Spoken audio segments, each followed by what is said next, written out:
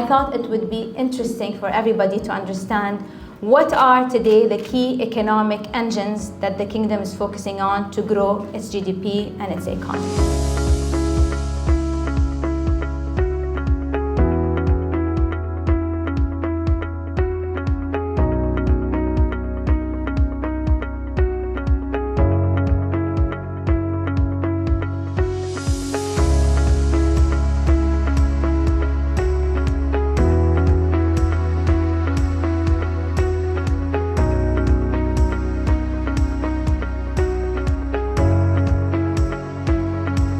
Things that you want to collaborate in, the ministry has definitely opened door. I think the team is here.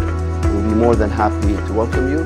I want to thank also Misk team for organizing this and selecting MEP as a partner. United!